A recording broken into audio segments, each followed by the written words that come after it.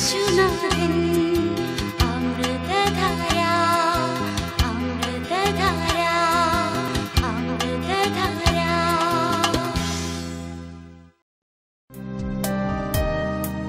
ഞങ്ങളും ക്രൂശിക്കപ്പെട്ട ക്രിസ്തുവിനെ പ്രസംഗിക്കുന്നു. ദൈവ തിരുനാമത്തിന് മഹത്വം ഉണ്ടാകട്ടെ. നമുക്ക് വായിക്കാം. എഫേസ്യ ലേഖനം 5-ാം അധ്യായം 14-ാം വാക്യം. എഫേസ്യ ലേഖനം 5-ാം അധ്യായം 14-ാം വാക്യം. ഉറങ്ങുന്നവനെ ഉണർന്ന് മരിച്ചവരുടെ ഇടയിൽ നിന്ന് എഴുന്നേൽക്കുക, എന്നാൽ ക്രിസ്തു നിന്റെ മേൽ പ്രകാശിക്കുമെന്ന് ചൊല്ലുന്നു. ഉറങ്ങുന്നവനെ ഉണർന്ന് മരിച്ചവരുടെ ഇടയിൽ നിന്ന് എഴുന്നേൽക്കുക, എന്നാൽ ക്രിസ്തു നിന്റെ മേൽ പ്രകാശിക്കും. ഉറങ്ങിക്കിടക്കുന്നു, മയക്കത്തിലാണ്. എന്നാൽ അതിനേക്കാൾ ഭയാനകം മരിച്ചവരുടെ ഇടയിലാണ് കിടക്കുന്നത്. ഉറങ്ങുന്നവനെ ഉണർന്ന് മരിച്ചവരുടെ ഇടയിൽ നിന്ന് എഴുന്നേൽക്കുക, എന്നാൽ ക്രിസ്തുവിൻ്റെ മേൽ പ്രകാശിക്കും. ഒരു വലിയ സമൂഹം ജനം മരിച്ചു കിടക്കുന്നു. നീയും അവിടെ ഉറങ്ങിക്കിടക്കുകയാണ്. മരിച്ചിട്ടില്ല, അരണ്ട ജീവനകത്തുണ്ട്, പക്ഷേ മരിച്ചിട്ടില്ല. നീ ഉണരുക, നീ എഴുന്നേൽക്കുക.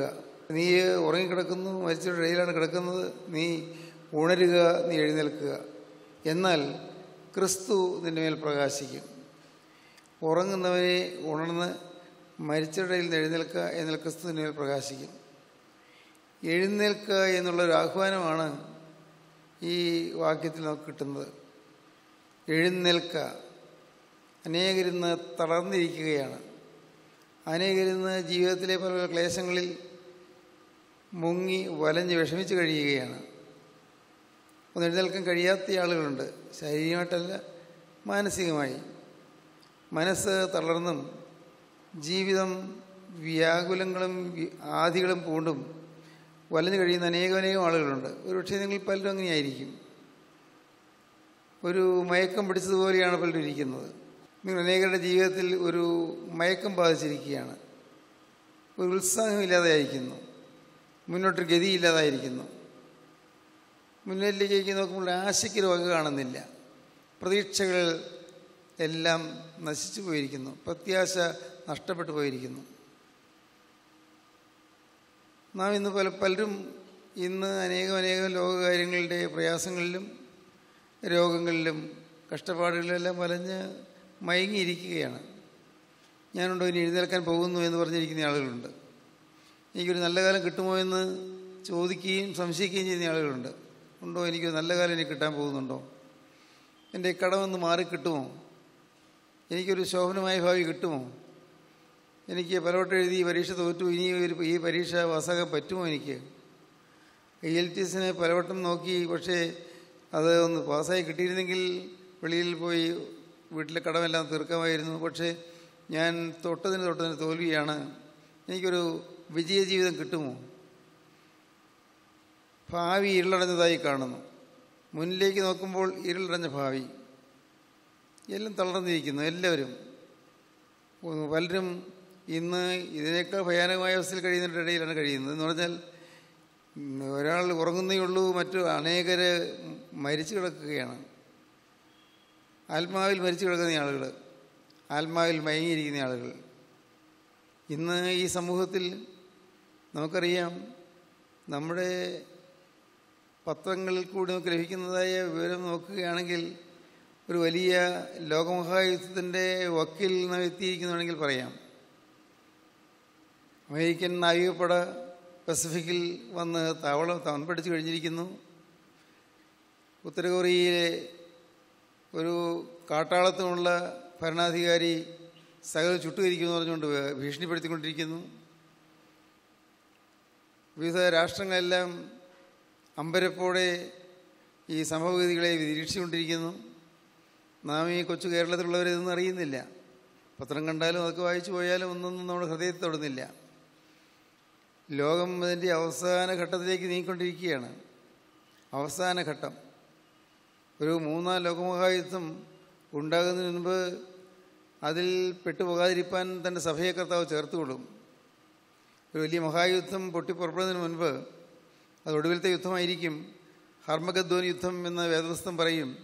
ഹർമഗദ്ദോൻ യുദ്ധം അത് തുടങ്ങുന്നതിന് മുൻപ് തന്നെ കർത്താവിൻ്റെ വിശുദ്ധ മണവാട്ടി സഭ ഈ ഭൂമിയിൽ നിന്ന് മാറ്റപ്പെടും. വിശുദ്ധന്മാരുടെ കൂട്ടം ഈ ഭൂമിയിൽ നിന്ന് മാറ്റപ്പെടും. വിശുദ്ധന്മാരെല്ലാവരും ഈ ഭൂമിയിൽ നിന്ന് മാറി സ്വർഗ്ഗരാജ്യത്തെത്തും. മധ്യാകാശത്തിൽ മണവാളിനെ എതിരേൽപ്പാൻ മേഘങ്ങൾ എടുക്കപ്പെടും. എന്നാൽ ഭൂമിയിലും കർത്താവിനെ സ്വീകരിക്കാതെയും കർത്താവിനെ വിശ്വസിക്കാതെ ഇരിക്കുന്ന അനേകം ആളുകൾ ഭൂമിയിൽ അന്നുണ്ടായിരിക്കും. അവർ നഷ്ടപ്പെട്ടു പോവുകയാണ്. അവർ ആത്മാവിൽ മരിച്ചു കിടക്കുന്നവരാണ്. അവർ വചനം കൈക്കൊണ്ടില്ല, വചനം സ്വീകരിച്ചില്ല, മാനസാന്തരപ്പെട്ടില്ല. അവർ നിത്യനാശത്തിലേക്ക് പോകും. കർത്താവിൻ്റെ വചനം പറയുന്നു, ആകാശം കൊടുമുഴക്കത്തോടെ ഒഴിഞ്ഞു പോകുമെന്ന്. ഇന്ന് കാണുന്ന ഈ ആകാശവിധാനം കൊടുമുഴക്കത്തോടെ ഒഴിഞ്ഞു പോകും. ആകാശം എന്ന് പറയുന്ന ഈ അനന്തമായ അന്തരീക്ഷമല്ല ഈ പറയുന്നത്. ഇന്നുള്ള ഗ്രഹങ്ങൾ, അനേകം നക്ഷത്രങ്ങൾ, എണ്ണിയാൽ തീരാത്ത നക്ഷത്രങ്ങൾ, കോടാനുകോടി നക്ഷത്രങ്ങൾ. അതിലൊരു നക്ഷത്രം മാത്രമാണ് നമ്മുടെ ഭൂമിയിലേക്ക് വെളിച്ചത് സൂര്യൻ. സൂര്യൻ അതിലൊരു നക്ഷത്രം മാത്രമാണ്. അനേകം കോടാനുകോടി നക്ഷത്രങ്ങളുണ്ട് ഈ പ്രപഞ്ചത്തിൽ, ഈ അണ്ടകടാഹത്തിൽ. ഈ നക്ഷത്രങ്ങൾ ഇന്നും മനുഷ്യൻ കണ്ടെത്തിയിട്ടില്ലാത്ത ദൂരെ ഉള്ള നക്ഷത്രങ്ങളുണ്ട്. ഒരൊറ്റ ഞൊടിയിടയിൽ, ഒരു സെക്കൻഡിൽ 1,86,000 മൈൽ വെളിച്ചം സഞ്ചരിക്കും. 1,86,000 മൈൽ ദൂരം വെളിച്ചം സഞ്ചരിച്ചിട്ട് ഒരു സെക്കൻഡിൽ ഇക്കണ്ട കാലങ്ങളെല്ലാമായിട്ടും ഭൂമിയിൽ വെളിച്ചം എത്തിയിട്ടില്ലാത്ത അത്ര ദൂരെയുള്ള നക്ഷത്രങ്ങളുണ്ടെന്ന് പറയുന്നു. നമുക്ക് ചിന്തിക്കാൻ വയ്യ. ആ ദൂരെ നമുക്ക് ചിന്തിക്കാനോ ഊഹിക്കാനോ സാധ്യമല്ല, എണ്ണി തീർക്കാൻ സാധ്യമല്ല. അത്രമാത്രം ഈ പ്രപഞ്ചം അനേക രഹസ്യങ്ങളെ കൊണ്ട് നിർമ്മിതമാണ്. അനേകം രഹസ്യങ്ങൾ, നമ്മുടെ ബുദ്ധിയിലെത്താത്തതായ വൻകാര്യങ്ങൾ. ഈ ആകാശം എല്ലാം കൊടുമുഴക്കത്തോടെ ഒഴിഞ്ഞു പോകും. നമ്മുടെ ഭൂമിയും അതിലുള്ള പണികളും വെന്തുപോകും. ഈ ഭൂമിയിൽ നിന്ന് പണിപ്പാടുകളുണ്ട്, വൻ കെട്ടിടങ്ങളുണ്ട്, വൻ ഗോപുരങ്ങളുണ്ട്, മണിമാളികകളുണ്ട്. ഈ ഭൂമിയിൽ ഉത്തുംഗ ഗോപുരങ്ങളുള്ളതായ നഗരങ്ങളുണ്ട്. മനുഷ്യൻ പണിതുയർത്തിയ 100-ലധികം നിലകളുള്ള കെട്ടിടങ്ങളുണ്ട്. എല്ലാം കത്തിപ്പോകും. ആകാശം ചുട്ടഴിയും, മൂലപദാർത്ഥങ്ങൾ വെന്തുരുകും. മൂലപദാർത്ഥങ്ങൾ എന്ന് പറയുന്നത് ധാതുക്കളും ലോഹങ്ങളും ലവണങ്ങളുമാണ്. Minerals, metals and salts. ഈ മൂലപദാർത്ഥങ്ങൾ, ഈ ഭൂമിയിലുള്ളതായ മൂലപദാർത്ഥങ്ങൾ ഒക്കെ കത്തിയഴിഞ്ഞ് ഭൂമി തന്നെ കത്തിപ്പോകും. ഭൂമി തന്നെ കത്തിപ്പോയാൽ പദാർത്ഥങ്ങൾ, ഈ ഭൂമിയിലുള്ളതായ മൂലപദാർത്ഥങ്ങളെല്ലാം കത്തിപ്പോകുമല്ലോ. ഭൂമിയിലുള്ളതായ ലോഹങ്ങൾ കത്തിപ്പോകും. ഭൂമിയിലുള്ളതായ മണ്ണിൽ നിക്ഷേപിക്കപ്പെട്ടിരിക്കുന്നതായ എല്ലാം, എണ്ണകൾ കത്തിപ്പോകും. മണ്ണിലെ നിക്ഷേപങ്ങൾ, ഈ മണ്ണിൽ നിക്ഷേപിച്ചിട്ടുള്ളതായ അനേകം ധാതുക്കളുണ്ട്, ലവണങ്ങളുണ്ട്, സോൾട്ട്സ്, മിനറൽസ് ആൻഡ് മെറ്റൽസ് എല്ലാം കത്തിപ്പോകും. ആകാശം കൊടുമുഴക്കത്തോടെ ഒഴിഞ്ഞു പോകും. ഇതെല്ലാം സംഭവിക്കാൻ പോകുന്ന കാര്യങ്ങളാണ്. പക്ഷേ ഈ മഹാഭീകര കാര്യങ്ങൾ സംഭവിക്കുന്നതിന് മുൻപ് സഭ ഈ ഭൂമിയിൽ നിന്ന് മാറ്റപ്പെട്ടിരിക്കും. മണവാട്ടി സഭ ഈ ഭൂമിയിൽ നിന്ന് മധ്യാകാശത്തേക്ക് പറന്നുയരും. കാഹളം ധ്വനിക്കും. മധ്യാകാശ കർത്താവായ യേശുവിൻ്റെ വരവെ സൂചിപ്പിച്ചുകൊണ്ടുള്ളതായി കാഹളം ധ്വനിക്കും. ഇതൊക്കെ കേൾക്കുമ്പോൾ നമുക്ക് പലതും മനസ്സിലാക്കാൻ സാധിക്കുകയില്ല, പലർക്കും വിശ്വസിക്കാൻ സാധിക്കുകയില്ല. ഒരു വലിയ അന്തിമ കാഹളം ഊതും. കർത്താവിൻ്റെ ഒരു ഗംഭീര നാദം കേൾക്കും. പ്രധാനദൂതനായ മീഖായേലിൻ്റെ ശബ്ദവും കേൾക്കും. 3 കാര്യങ്ങൾ നടക്കും. കർത്താവിൻ്റെ ഗംഭീര നാദത്തോടും പ്രധാന ദൂതൻ്റെ ശബ്ദത്തോടും ദൈവത്തിൻ്റെ കാഹളത്തോടും കൂടെ സ്വർഗത്തിൽ നിന്ന് ഇറങ്ങി വരികയും ക്രിസ്തുവിൽ മരിച്ചവർ മുമ്പേ ഉയർത്തെഴുന്നേൽക്കുകയും ചെയ്യും. ഈ ഭൂമി ജീവിക്കുന്ന കാലത്ത് ക്രിസ്തുവിലായവർ, ക്രിസ്തുവിൽ ആയി ക്രിസ്തുവിനെ സ്വീകരിച്ച് ക്രിസ്തുവിൻ്റെ രക്തത്താൽ കഴുകപ്പെട്ട് വിശുദ്ധരായി തീർന്നവർ, അവർ മാത്രം ഉയർത്തെഴുന്നേൽക്കും. എല്ലാ കല്ലറയും തുറക്കുകയില്ല. കല്ലറകൾ എല്ലാ ഭാഗങ്ങളിലുമുണ്ട്. പള്ളികൾ തോറും സെമിത്തേരികളുണ്ട്. സെമിത്തേരികളിലുള്ളതായ അല്ലെങ്കിൽ പൊതു ശ്മശാനങ്ങളുണ്ട്. സെമിത്തേരിയിലുള്ളതായ ഈ ശ്മശാനങ്ങളിലുള്ളതായ ചില കല്ലറകൾ മാത്രം തുറക്കും. ചില ശവകുഴികൾ മാത്രം തുറക്കും. അത് വിശുദ്ധന്മാരുടെ ശവക്കുഴി മാത്രം. മറ്റുള്ളവർ അവിടെ തന്നെ കിടക്കും. ദൈവത്തിന് സ്തോത്രം. കർത്താവിൻ്റെ ഗംഭീരനാദത്തോടും പ്രധാന ദൂതൻ്റെ ശബ്ദത്തോടും ദൈവത്തിൻ്റെ കാഹളത്തോടും കൂടെ സ്വർഗത്തിൽ നിന്ന് ഇറങ്ങി വരികയും ക്രിസ്തുവിൽ മരിച്ചവർ മുമ്പേ ഉയർത്തെഴുന്നേൽക്കുകയും ചെയ്യും. പിന്നെ ജീവനോട് ശേഷിക്കുന്നവരായി നാമോ അവരോടൊരുമിച്ച്, ഉയർത്തെഴുന്നേറ്റോട് ഒരുമിച്ച് ആകാശത്തിൽ കർത്താവിനെ ഏൽപ്പാൻ മേഘങ്ങൾ എടുക്കപ്പെടും. മേഘോന്നതങ്ങളിലേക്ക് നാം എടുക്കപ്പെടും. ദൈവത്തിന് സ്തോത്രം. പ്രിയപ്പെട്ടവരെ, വലിയൊരു മഹായുദ്ധം വരുന്നതിന് മുൻപ് ഇതെല്ലാം സംഭവിക്കും.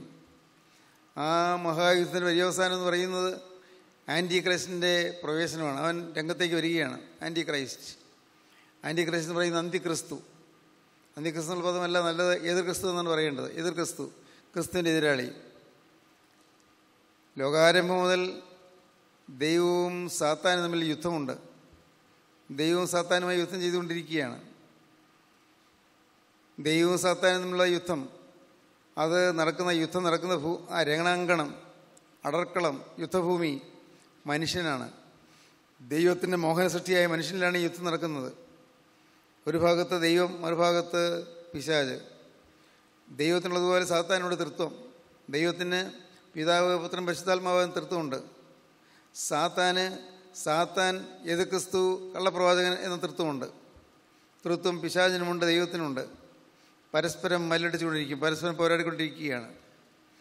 ആ പോരാട്ടത്തിൽ ദൈവം ജയിക്കണമെങ്കിൽ നാം സാത്താൻ്റെ പക്ഷത്തുനിന്ന് മാറണം, പിശാചിൻ്റെ പക്ഷത്തുനിന്ന് മാറണം.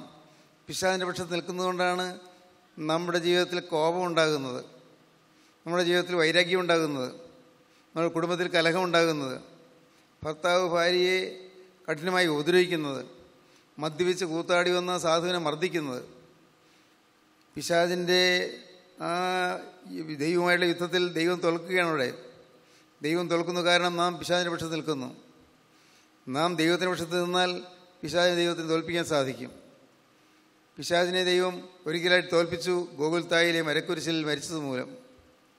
ഗോകുൽത്തായിലെ മരക്കുരിശിൽ കർത്താവായ യേശുക്രിസ്തു ക്രൂശിക്കപ്പെട്ടത് മൂലം പിശാചിൻ്റെ അജയ്യമായ ശക്തിയെ കർത്താവ് ജയിച്ചു. ജയിക്കാനാവാത്ത ശക്തിയെ കർത്താവ് ജയിച്ചു. പക്ഷേ മനുഷ്യൻ ദൈവത്തിൻ്റെ പക്ഷത്ത് നിന്നില്ലെങ്കിൽ ദൈവം നിസ്സഹായനാണ്. ഞാൻ ദൈവത്തിൻ്റെ പക്ഷത്ത് നിന്നില്ലെങ്കിൽ എനിക്ക് ജയിച്ചു പോകാൻ സാധിക്കുകയില്ല. സാത്താനെ തോൽപ്പിക്കും, അവനെ ഉപദ്രവിക്കും. നിത്യമരണത്തിന് ഞാൻ വിധേയനായിത്തീരും. നിത്യമരണം. ഇന്ന് ആത്മാവിൽ മരിച്ചിരിക്കുന്ന ആളുകളുണ്ട്. ആത്മാവിൽ മരിച്ചിരിക്കുന്ന ആളുകൾ മരണത്തിന് കാരണം അവരുടെ പാപമാണ്. പാപത്തിൻ്റെ ശമ്പളം മരണമാണ്. പാപത്തിൻ്റെ ശമ്പളം മരണമാണ്. മോഹം ഗർഭം ധരിച്ച് പാപത്തെ പ്രസവിക്കുന്നു. പാവം മുഴുത്തിട്ട് മരണത്തെ പെറുന്നു.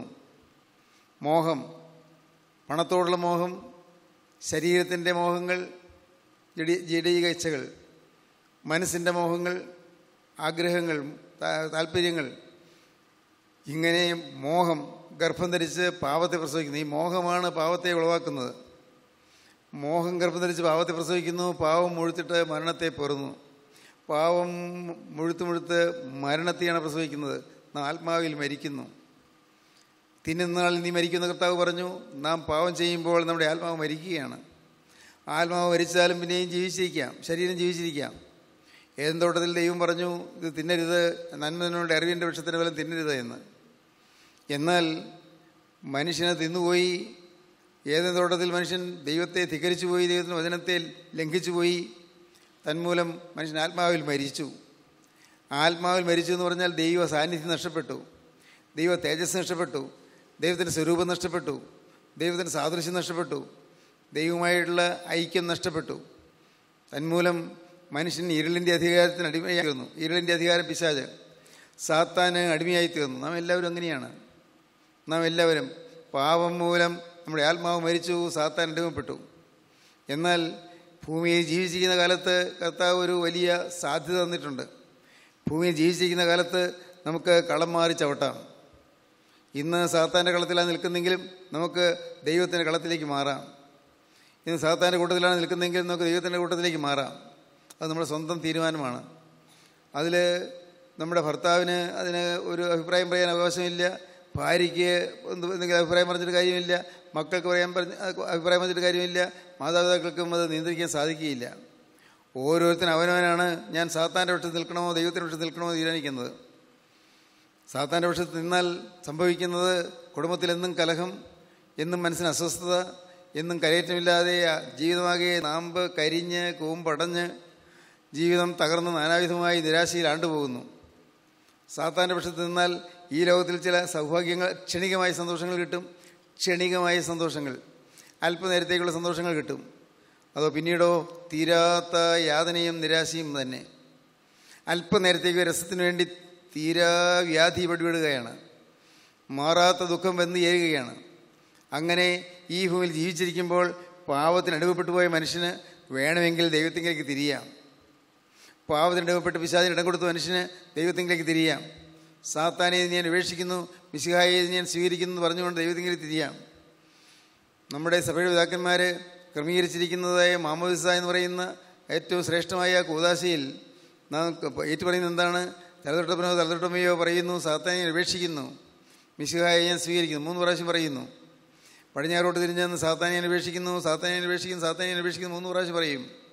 കിഴക്കോട്ട് തിരിഞ്ഞെന്ന് മിശിഹായെ ഞാൻ സ്വീകരിക്കുന്നു എന്ന് 3 പ്രാവശ്യം പറയും. അങ്ങനെ സാത്താനെ ഉപേക്ഷിച്ച് മിശിഹായെ സ്വീകരിച്ച് കർത്താവിൻ്റെ പക്ഷത്തേക്ക് വന്നാൽ നമുക്ക് കർത്താവിൻ്റെ 2ാമത്തെ വരയിൽ പറന്നു ഉയരാം, മേഘമണ്ഡലങ്ങളിലേക്ക് കയറാം, മധ്യാകാശത്തേക്ക് പറന്നു ഉയരാം. അപ്പോൾ ഈ ശരീരം മാറും, നാം ഒരു ആത്മശരീരമായിരിക്കും. ആത്മശരീരം, മുഖഛായ അതുപോലെ തന്നെ, കയ്യും കാലുകളും ഛായയല്ല അതുപോലെ തന്നെ. വേണമെങ്കിൽ ആ പറന്നു ഉയരുന്ന ശരീരത്തിന് വേണമെങ്കിൽ ഭക്ഷണം കഴിക്കണമെന്നില്ല. അടച്ചിരിക്കുന്ന മുറിക്കകത്ത് കയറാം, ദൂരെ സഞ്ചരിക്കാമെന്നിരിക്കാം. ഇപ്പോൾ നമുക്ക് നമ്മുടെ ഇരുന്നു കൊണ്ട് നാം ഡൽഹിയിൽ പോയിട്ടുള്ളവർക്ക് ഡൽഹിയിലേക്ക് പോകാൻ പറ്റും, മനസ്സുകൊണ്ട് പോകാൻ പറ്റുമല്ലോ. നിങ്ങൾ അങ്ങ് ലണ്ടനിൽ പോയിട്ടുള്ളവർക്ക് ഇപ്പോൾ മനസ്സുകൊണ്ട് ലണ്ടനിൽ പോകാം. നിങ്ങൾ ഈ ഭൂമിയിൽ തിരുവനന്തപുരത്ത് പോയിട്ടുണ്ടെങ്കിൽ തിരുവനന്തപുരത്തേക്ക് മനസ്സുകൊണ്ട് പോകാം. തിരുവനന്തപുരത്തെ പല കാഴ്ചകൾ ഇപ്പോൾ നിങ്ങൾക്ക് കാണാം. അവിടെ നിങ്ങൾ എവിടെ ചെന്നത് അതെല്ലാം ഓർമ്മയിലുണ്ട്. എന്നതുപോലെ ആത്മശരീരം പ്രാപിച്ചാൽ, ഈ ശരീരം മൺമയമായ ശരീരം മാറി ഒരു പൊതുശരീരം പ്രാപിച്ചാൽ നമുക്ക് അടച്ചിട്ടിരിക്കുന്ന മുറിക്കകത്തേക്ക് കയറാം. എത്ര ദൂരെ വേണമെങ്കിലും സഞ്ചരിക്കാം. അങ്ങ് അമേരിക്കയിൽ ന്യൂയോർക്ക് വരെയോ അല്ലെങ്കിൽ ജപ്പാൻ്റെ തലസ്ഥാനം വരെയോ നമുക്ക് ഒരു സെക്കൻഡ് കൂടി യാത്ര ചെയ്യാം. ആത്മശരീരം പ്രാപിക്കും. ഇതെല്ലാം സംഭവിക്കാൻ പോകുന്ന കാര്യങ്ങളാണ് പ്രിയപ്പെട്ടവരെ. എന്നാൽ മനുഷ്യൻ ഇന്ന് ഉറങ്ങിക്കിടക്കുകയാണ്, മയങ്ങിക്കിടക്കുകയാണ്. നാം എല്ലാവരും അതെ. നിരന്തരം വചനം കേൾക്കുന്നുണ്ട്, കർത്താവ് വചനം തരുന്നുണ്ട്. അത് വലിയൊരു ദൈവകൃപയാണ് വചനം കിട്ടുന്നത്. നിങ്ങൾക്ക് നിരന്തരം ഈ വചനം കേൾക്കാൻ അവസരം കിട്ടുന്നത് വലിയൊരു മഹാഭാഗ്യമാണ്. ഈ ഭാഗ്യം നിങ്ങൾ ഉപയോഗിച്ച് നിങ്ങൾ ദൈവത്തിൻ്റെ പക്ഷത്തേക്ക് മാറിയാൽ നിങ്ങൾ രക്ഷപ്പെട്ടു. പാപത്തോട് വിട പറഞ്ഞാൽ നിങ്ങൾക്ക് രക്ഷപ്പെടാം. പാവം ഇനി ഇല്ല എന്ന് തീരുമാനിച്ചാൽ നിങ്ങൾക്ക് രക്ഷപ്പെടാം. ഇനി ഇല്ല, അരുതാത്ത ഒന്നിൻ്റെ ജീവിതത്തിൽ വരികയില്ല. എൻ്റെ ശരീരത്തിലെ ഓരോ അവയവവും ക്രിസ്തുവിൻ്റെ ശരീരത്തിലെ അവയവങ്ങളാണ്. ആ ബോധ്യം വരണം. ക്രിസ്തു പറയുന്നത് എൻ്റെ നാവ് പറയൂ, ക്രിസ്തു പ്രസാദിക്കുന്നത് എൻ്റെ നാവ് പറയൂ, ക്രിസ്തു പ്രസാദിക്കുന്നത് എൻ്റെ കണ്ണ് കാണും, വേറൊന്നും എനിക്ക് കാണണ്ട. എൻ്റെ കാഴ്ചകൾ ക്രിസ്തു പ്രസാദിക്കുന്നതായിരിക്കണം, എൻ്റെ നോട്ടം ക്രിസ്തു പ്രസാദിക്കുന്നതായിരിക്കണം, എൻ്റെ സംസാരം ക്രിസ്തു പ്രസാദിക്കുന്നതായിരിക്കണം. ഒരിക്കലും പ്രാകരുത്, ഒരിക്കലും ശവിക്കരുത്, ആരെയും വിധിക്കരുത്, ആരെയും ചെറുതായി കാണരുത്, ആരെയും തരംതാഴ്ത്തരുത്, എല്ലാവരെയും ബഹുമാനിച്ചു കൊള്ളണം. കാരണം ക്രിസ്തു സന്തോഷിക്കണം നമ്മെ നോക്കി. നമ്മുടെ ജീവിതം, നമ്മുടെ കുടുംബം സമാധാനമുള്ളതായിത്തീരും. നാം അപ്പോൾ ഹോം മേക്കേഴ്സായിത്തീരും, ഭവനം പണിയുന്നവരായിത്തീരും, കുടുംബം പണിയുന്നവരായിത്തീരും. Home makers. തകർന്നുപോയ കുടുംബങ്ങളാണ് പലരുടേതും. മക്കളെക്കുറിച്ചുള്ള ആവലാതി പല മാതാപിതാക്കളുടെ ഉള്ളിൽ ഇങ്ങനെ വിങ്ങുകയാണ്. തകർന്നുപോയ കുടുംബങ്ങൾ. എന്നാൽ തകർന്നുപോയ കുടുംബങ്ങളിലേക്ക് ക്രിസ്തു എഴുന്നള്ളി വരും. എപ്പോൾ നിങ്ങൾ ഒരാളിൽ ക്രിസ്തു വന്നാൽ ആ ഒരാളിൽ കൂടി ക്രിസ്തു ആ ഭവനത്തിലേക്ക് വരും. നിങ്ങൾ ഒരാളുടെ ഉള്ളിൽ യേശുക്രിസ്തു വന്നാൽ ആ ഒരാളിൽ കൂടി ആ ഭവനത്തിലേക്ക് യേശുക്രിസ്തു വരും. ഇവിടെ ഇരിക്കുന്ന പെൺകുട്ടികൾ, നിങ്ങൾ കേൾക്കൂ. നിങ്ങളുടെ ഹൃദയത്തിൽ യേശുക്രിസ്തു വന്നാൽ നിങ്ങളൊരു വീട്ടിൽ വിവാഹം കഴിച്ച് ചെല്ലുമ്പോൾ ആ വീട്ടിൽ പ്രാർത്ഥനയില്ലാത്ത വീടായിരിക്കും, അവിടെ ദൈവവിചാരമില്ലാത്ത വീടായിരിക്കും. പക്ഷേ നിങ്ങളുടെ കാൽ കുത്തുമ്പോൾ അവിടെ യേശു ആ ഭവനത്തിലേക്ക് ചെല്ലും. അതുപോലെ യുവാക്കളെ, നിങ്ങളും അതുപോലെ തന്നെ. നിങ്ങൾ യേശു ഉള്ളവരായി തീർന്നാൽ നിങ്ങൾ ചെല്ലുന്നിടത്തല്ല യേശു വരും. നിങ്ങൾ യേശുവിനെയും വഹിച്ചുകൊണ്ടാണ് അങ്ങോട്ട് പോകുന്നത്. യേശു ഉള്ളവരായിട്ടാണ് പോകുന്നത്. എന്തൊരു മഹാഭാഗ്യമാണെന്നറിയാമോ പ്രിയപ്പെട്ടവർ? യേശു നമ്മിൽ വസിക്കുക എന്ന് പറയുന്ന മഹാഭാഗ്യം. യേശു വസിക്കുന്നവർക്കും രോഗം വരില്ലേ? രോഗം വരും. യേശു വസിക്കുന്നവർക്കും ആപത്തുകൾ വരില്ലേ? വരാം. യേശു ഹൃദയത്തിൽ വസിക്കുന്നവർക്ക് കഷ്ടനഷ്ടങ്ങൾ വരില്ലേ? വരാം. കാരണം നാം ഈ ഭൂമിയിലാണ് ജീവിക്കുന്നത്. ഈ ഭൂമി കഷ്ടങ്ങളുടെ ഭൂമിയാണ്. ഈ ഭൂമി നഷ്ടങ്ങളുടെ ഭൂമിയാണ്. ഈ ഭൂമി ദുരിതങ്ങളുടെ ഭൂമിയാണ്. ഈ ഭൂമിയിൽ ജീവിക്കുന്നിടത്തോളം കാലം അനേകം കഷ്ടങ്ങളും നഷ്ടങ്ങളും വന്നാൽ പോലും നമ്മുടെ ആത്മാവ് സുരക്ഷിതമായിരിക്കും. ഈ കൊച്ചു ശരീരത്തിനുള്ളിൽ വിങ്ങുന്ന ഒരാത്മാവുണ്ട്. ഇന്ന് നമ്മുടെ ഉള്ളിലുള്ളതായ ദൈവത്തിൻ്റെ ആത്മാവ് അകത്ത് ശ്വാസം മുട്ടിയിരിക്കുകയാണ്. ഒരു പുക നിറഞ്ഞിരിക്കുന്ന മുറിയിലേക്ക് നാം കടന്നു ചെന്നാൽ നമുക്ക് ശ്വാസം മുട്ടുമല്ലോ. എന്നതുപോലെ മാമോദിസായിൽ നാം ക്രിസ്തുവിനെ സ്വീകരിച്ചു. പക്ഷേ ഇന്ന് ക്രിസ്തുവോടെ ശ്വാസം മുട്ടിയിരിക്കുകയാണ്. ചിലപ്പോൾ നമ്മുടെ മദ്യപാനശീലം കൊണ്ടായിരിക്കാം, ചിലപ്പോൾ നമ്മുടെ വഴക്കടിക്കുന്ന സ്വഭാവം കൊണ്ടായിരിക്കാം, ചിലപ്പോൾ നാം കഞ്ചാവ് ഉപയോഗിക്കുന്നതുകൊണ്ടായിരിക്കാം, ചിലപ്പോൾ നാം ഏതെങ്കിലും വ്യാജങ്ങളോ കള്ളത്തരങ്ങളോ ചെയ്യുന്നതുകൊണ്ടായിരിക്കാം, ചിലപ്പോൾ നമ്മുടെ ഹൃദയത്തിൽ വൈരാഗ്യമോ അസൂയയോ പകയോ വിദ്വേഷമോ ഉള്ളതുകൊണ്ടായിരിക്കാം. നമ്മുടെ ജീവിതത്തിൽ നിന്ന് യേശു മാറിപ്പോകും. യേശു മാറിപ്പോയാൽ, ശ്വാസം മുട്ടി യേശു ഇറങ്ങിപ്പോയാൽ യേശു പിന്നെയും പുറത്ത് നിൽക്കുകയായിരിക്കും. പുറത്ത് നിന്നുകൊണ്ട് അവിടെ നിന്ന് പിന്നെയും നമ്മൾ തിരിഞ്ഞു നോക്കുകയായിരിക്കും. ഇവളെന്നെ സ്വീകരിക്കുമോ, ഇവനെന്നെ വിളിക്കുമോ എന്ന് നോക്കിക്കൊണ്ട് കർത്താവ് നിൽക്കും. അങ്ങനെ ഇന്ന് ആത്മാവിൽ മരിച്ചവരാണെങ്കിലും ഇന്ന് ദൈവം തന്നിരിക്കുന്ന ഈ അനുഗ്രഹകരമായ സമയത്ത് നമുക്ക് കർത്താവിനെ വിളിക്കാം. കർത്താവേ, നീ എൻ്റെ ഹൃദയത്തിലേക്ക് വരണമേ. ഇത്രയും കാലം ദുഷ്ടനായ പിശാച് എൻ്റെ ഹൃദയത്തിൽ വാണിരുന്നു. അതുകൊണ്ടാണ് ഞാൻ നുണ പറഞ്ഞത്, ഞാൻ വ്യാജം ചെയ്തത്, അതുകൊണ്ടാണ് ഞാൻ കലഹിച്ചത്, അതുകൊണ്ടാണ് ഞാൻ കോപിച്ചത്, അതുകൊണ്ടാണ് ഞാൻ പിരാകിയത്, അതുകൊണ്ടാണ് ഞാൻ ശപിച്ചത്. എൻ്റെ കർത്താവേ, ഒട്ടേറെ തെറ്റുകളുടെ ജീവിതത്തിൽ വന്നുപോയി. പുറത്ത് പറയാൻ ലജ്ജിക്കുന്നതായ തെറ്റുകളുടെ ജീവിതത്തിൽ വന്നുപോയി. വലിയ തീരാ കളങ്കങ്ങൾ എൻ്റെ ജീവിതത്തിൽ വന്നുപോയി. കർത്താവേ, പാവം എന്നെ നശിപ്പിച്ചു കളഞ്ഞു. എൻ്റെ ജീവിതം അശുദ്ധമായിപ്പോയി. എൻ്റെ ജീവിതത്തിൽ അശുദ്ധി പറ്റിപ്പോയി. എൻ്റെ ജീവിതത്തിലെ ലൈംഗിക അശുദ്ധി കൊണ്ട് എൻ്റെ ജീവിതം താറുമാറായിപ്പോയി. എൻ്റെ ഹൃദയത്തിലെ ലൈംഗിക ആസക്തി കൊണ്ട് എൻ്റെ ജീവിതം താറുമാറായിപ്പോയി. കർത്താവേ, എന്നാൽ ഞാനിപ്പോൾ മനസ്സാലെ ഞാൻ യേശുവേ എന്ന് ഞാൻ ക്ഷണിക്കുന്നു. അന്ധകാരം നിറഞ്ഞ എൻ്റെ ഹൃദയത്തിലേക്ക് പ്രകാശമായി നീ എഴുന്നള്ളി വരണമേ, പ്രകാശമായി കടന്നു വരണമേ. ഉറങ്ങുന്നവനെ ഉണർന്ന് മരിച്ചവരുടെ നിന്ന് എഴുന്നേൽക്ക, എന്നാൽ ക്രിസ്തു നിന്റെ മേൽ പ്രകാശിക്കും. ഉണർന്ന് മരിച്ചവരുടെ നിന്ന് എഴുന്നേൽക്ക. ഇനി മയങ്ങിക്കിടക്കരുത്, ഇനി ഉറങ്ങിക്കിടക്കരുത്. കർത്താവ് ശ്വാസം മുട്ടി നമ്മുടെ ഹൃദയത്തിലിരിക്കാൻ ഇടവരരുത്. കർത്താവ് വേദനയുടെ ഹൃദയത്തിൽ ഇറങ്ങിപ്പോകാൻ ഇടവരരുത്. കർത്താവിനെ നിങ്ങൾ ക്ഷണിക്കുക. കർത്താവെ, ഞാനൊന്ന് മനസ്സിലാക്കുന്നു, ഓരോ പ്രാവശ്യവും ഞാൻ വചനം കേൾക്കുമ്പോൾ എൻ്റെ യേശു വന്ന് സ്നേഹത്തോടെ എന്നെ മാടി വിളിക്കുകയാണെന്ന് എനിക്ക് മനസ്സിലാകുന്നു. എന്നെ സ്നേഹത്തോടെ വിളിക്കുന്ന യേശു എൻ്റെ കർത്താവേ. പക്ഷേ ഞാൻ ഇത്രയും കാലം യേശുവിൻ്റെ ആ വിളിക്കാൻ ചെവിക്കൊണ്ടില്ല. ഇത്രയും കാലം ഞാൻ പിന്നെയും പാപത്തിൽ രസിച്ചു പോയി. എൻ്റെ ഈ പ്രായത്തിൽ ഇത് വേണ്ട, കുറച്ചുകൂടി പ്രായമാകട്ടെ, കുറച്ചുകൂടി കഴിഞ്ഞിട്ടാകട്ടെ എന്ന് ചിന്തിച്ചു പോയി. പ്രായാധിക്യത്തിന് ശേഷം പാപം വിട്ട് ജീവിക്കാമെന്ന് ഞാൻ ചിന്തിച്ചു പോയി. കർത്താവേ, ക്ഷമിക്കണമേ. ഏറ്റവും നല്ല പ്രായം യേശുവിന് ഞാൻ കൊടുത്തില്ല. ഏറ്റവും ഓജസ്സുള്ള പ്രായം ഞാൻ യേശുവിന് കൊടുത്തില്ല. ആരോഗ്യമുള്ള നല്ല ഓജസ്സും വീര്യമുള്ള പ്രായം ഞാൻ യേശുവിന് കൊടുത്തില്ല. ആ പ്രായമെല്ലാം ഞാൻ നാനായുധമാക്കി കളഞ്ഞു. എൻ്റെ ആന്തരിക ശക്തിയെ ഞാൻ തിന്മയ്ക്ക് വേണ്ടി വിറ്റ് കളഞ്ഞു. തിന്മയ്ക്ക് വേണ്ടി ആന്തരികമായൊരു ശക്തി എനിക്കുണ്ടായിരുന്നു. അത് ഞാൻ പാപത്തിനും തിന്മയ്ക്കും വേണ്ടി ഞാൻ എല്ലാം വിറ്റ് കളഞ്ഞു, എല്ലാം നഷ്ടപ്പെടുത്തി കളഞ്ഞു. എൻ്റെ കയ്യിൽ വിലയേറിയ രത്നമാണ് കിട്ടിയത്. ആ രത്നം ഞാൻ വലിച്ചെറിഞ്ഞു കളഞ്ഞു. അനേകം മാണിക്യ കല്ലുകളാണ് എൻ്റെ കയ്യിൽ കിട്ടിയത്. ആ മാണിക്യ രത്നങ്ങളെല്ലാം ഞാൻ വലിച്ചെറിഞ്ഞു കളഞ്ഞു. എന്താണെന്ന് എനിക്ക് മനസ്സിലായില്ല. കിട്ടിയത് എന്താണെന്ന് മനസ്സിലായില്ല. ആത്മാവിൽ ജീവൻ കിട്ടിയവർ അനേകരുണ്ട് ഈ വാക്കുകൾ കേൾക്കുന്നത്. കിട്ടിയത് എന്താണെന്ന് മനസ്സിലായില്ല. ആത്മാവിൻ്റെ വിടുതൽ കിട്ടിയെന്ന് പറഞ്ഞാൽ എന്താണെന്ന് മനസ്സിലായില്ല. പരിശുദ്ധാത്മാവിന് ലഭിച്ചു എന്ന് പറഞ്ഞാൽ മനസ്സിലായില്ല.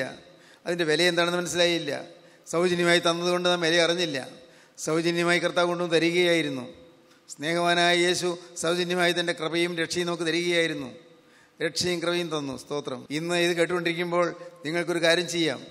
നിങ്ങൾക്ക് ഇരിക്കുന്നിടത്ത് ഇരുന്നുകൊണ്ട്, കർത്താവേ, എൻ്റെ പ്രകാശം പോയല്ലോ, എൻ്റെ ഹൃദയം അന്ധകാരമായി പോയല്ലോ, എൻ്റെ ഹൃദയം കൂരിട്ടിലായിപ്പോയല്ലോ, എൻ്റെ ഹൃദയത്തിൽ പാപം നിറഞ്ഞിരിക്കുന്നല്ലോ, അസൂയയും പകയും വിദ്വേഷം കൊണ്ട് എൻ്റെ ഹൃദയം നിറഞ്ഞിരിക്കുന്നല്ലോ, കർത്താവെ, അശുദ്ധിയും വൈരാഗ്യവും പകയും കൊണ്ട് എൻ്റെ ഹൃദയം നിറഞ്ഞിരിക്കുന്നല്ലോ. എൻ്റെ ദൈവമേ, ഈ ലോകത്തിലെ സ്നേഹങ്ങൾ എന്നെ മാടി മാടി വിളിച്ചല്ലോ. ആ തൽക്കാലത്തേക്കുള്ള ഇമ്പങ്ങൾക്ക് വേണ്ടി എൻ്റെ വിലയേറിയ ജീവിതം ഞാൻ നഷ്ടപ്പെടുത്തിയല്ലോ.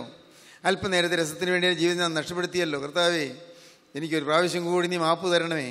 ഒരു പ്രാവശ്യം കൂടി നീ എനിക്ക് ക്ഷമിച്ചു തരണമേ. നാഥാ, നീ എന്നിൽ പ്രകാശിക്കണമേ. ഉറങ്ങുന്നവനെ ഉണർന്ന് മരിച്ചവരുടെ ഇടയിൽ എഴുന്നേൽക്ക, എന്നാൽ ക്രിസ്തു നിന്റെ മേൽ പ്രകാശിക്കും. ഹല്ലേലൂയ, ദൈവത്തിന് സ്തോത്രം. ക്രിസ്തു പ്രകാശിക്കും. പ്രകാശഗോപുരമായ ക്രിസ്തുവിന്റെ ഹൃദയത്തിലേക്ക് കടന്നു വരും. പ്രകാശത്തിൻ്റെ തീനാളമായ ക്രിസ്തുവിന്റെ ഹൃദയത്തിലേക്ക് എഴുന്നള്ളി വരും. പ്രകാശത്തിൻ്റെ ജാജ്വല്യമാനമായ പ്രകാശമാകുന്ന ക്രിസ്തു നമ്മുടെ ഹൃദയത്തിലേക്ക് എഴുന്നള്ളി വരും. ദൈവത്തിന് സ്തോത്രം. അതൊരു ഭയങ്കര അനുഭവമാണത്. അത്യന്തം ഭയാനകമായൊരു അനുഭവമാണ്. ക്രിസ്തു, നിത്യോന്നതനായ ക്രിസ്തു, ഈ അഖിലാണ്ടത്തെ മെനഞ്ഞവനായ ക്രിസ്തു, അണ്ടകടാഹത്തെ മുഴുവൻ മെനഞ്ഞ് സൃഷ്ടിച്ചവനായ ക്രിസ്തു, ആകാശഗോളങ്ങളെ മെനഞ്ഞവനായ ക്രിസ്തു, ആ ക്രിസ്തു നമ്മുടെ ഹൃദയത്തിലേക്ക് വരും. എന്തൊരു ഭാഗ്യം സഹോദരങ്ങളെ! ആ ഭാഗ്യം എന്ന് നിങ്ങൾക്ക് തരാനാണ് കർത്താവ് നിങ്ങൾ വിളിച്ചു കൂട്ടിയത്. നിങ്ങൾ പലരും പോരാൻ വിചാരിച്ചെങ്കിലും പോരാൻ ആദ്യം സാധിച്ചില്ല. പോരും വിചാരിച്ചില്ല, പക്ഷേ പോരാൻ സാധിച്ചു. ഏതോ ഒരു ശക്തി തള്ളി നിങ്ങളെ കൊണ്ടുവന്നു. നിങ്ങൾ വിചാരിച്ചു ആരോ നിങ്ങളെ സ്നേഹിച്ചു വിളിച്ചു എന്നാണ്. അതല്ല, ഏതോ ഒരു അദൃശ്യ ശക്തി നിങ്ങളെ തള്ളി ഇങ്ങോട്ട് കൊണ്ടുവന്നതാണ്. എന്തിന്? നിങ്ങളെ പ്രകാശിപ്പിക്കാൻ, നിങ്ങളെ അന്ധകാരം മാറ്റാൻ, നിങ്ങൾക്ക് സ്വർഗ്ഗരാജ്യം തരാൻ, നിങ്ങൾ വിശുദ്ധന്മാർ തിരഞ്ഞെടുക്കപ്പെടുന്ന കൂട്ടത്തിൽ നിങ്ങളും ചേർന്ന് പറക്കാൻ. ഹല്ലേലൂയ, ദൈവത്തിന് സ്തോത്രം. പറക്കും നാം. നമുക്ക് നമ്മുടെ തലകൾ വണക്കാം, കണ്ണിൽ അടയ്ക്കാം. കരുണയുള്ള കർത്താവേ, ഈ നിന്റെ മക്കളെ അവിടെ നിന്ന് അനുഗ്രഹിക്കണമേ. ഇന്ന് വചനം കേട്ട ഓരോരുത്തരുടെ മേലും സ്വർഗീയ പ്രകാശം ഉദിക്കണമേ എന്ന് പ്രാർത്ഥിക്കുന്നു. സ്വർഗത്തിൻ്റെ ജീവത്തായ പ്രകാശം ഇന്ന് ഓരോരുത്തരുടെ മേലും പകരണമേ എന്ന് പ്രാർത്ഥിക്കുന്നു. ജീവൻ്റെ പ്രകാശത്താൽ എല്ലാവരെയും പ്രകാശിപ്പിക്കണമേ എന്ന് പ്രാർത്ഥിക്കുന്നു. ഇരുളുകളെല്ലാം മാറിപ്പോകട്ടെ, അന്ധകാര ശക്തി നീങ്ങിപ്പോകട്ടെ, സാത്താൻ്റെ ഇരുളുകൾ നീങ്ങിപ്പോകട്ടെ, പൈശാചിക ശക്തികൾ മാറിപ്പോകട്ടെ, രോഗാത്മാക്കൾ വിട്ടുപോകട്ടെ, ശാപങ്ങൾ മാറിപ്പോകട്ടെ, കോട്ടകൾ തകർന്നു പോകട്ടെ, ശത്രു കെട്ടിയ കോട്ടകളെല്ലാം തകർന്ന് ദൈവജനത്തിൽ മുന്നേറുവാനുള്ളതായ പുതിയ പാത തുറക്കട്ടെ. Hallelujah, hallelujah, hallelujah. കർത്താവേ, രണ്ടാമത്തെ വരയിൽ ഞങ്ങളെയും കൈക്കൊള്ളണമേ. ഹല്ലേലൂയ. യേശുവേ, നീ രാജ്യത്വം പ്രാപിച്ചു വരുമ്പോൾ എന്നെ കൂടെ നീ ഓർത്തുകൊള്ളണമേ. ഹല്ലേലൂയ. മിശിഹ, നീ രാജ്യത്വം പ്രാപിച്ചു വരുമ്പോൾ എന്നെ കൂടെ നീ ഓർത്തുകൊള്ളണമേ. മിശിഹ, നീ രാജ്യത്വം പ്രാപിച്ചു വരുമ്പോൾ എന്നെ കൂടെ നീ ഓർത്തുകൊള്ളണമേ. ജീവനുള്ള ദൈവമേ, കരുണയുള്ള കർത്താവേ, അവിടുത്തെ മക്കളെ അവിടെ സന്ദർശിച്ചതിനായി സ്തോത്രം. നിന്റെ മക്കളോട് അവിടെ നിന്ന് സംവാദിച്ചതിനായി സ്തോത്രം. അവിടുത്തെ വൻകൃപകൾക്കായി സ്തോത്രം. എല്ലാവരെയും പ്രകാശിപ്പിക്കണമേ. അടുത്ത തീരുമാനങ്ങൾ ഉറച്ചു നിൽക്കാനുള്ള കൃപ പകരണമേ. രണ്ടാമത്തതിനു വേണ്ടി എല്ലാവരെയും ഒരുക്കണമേ.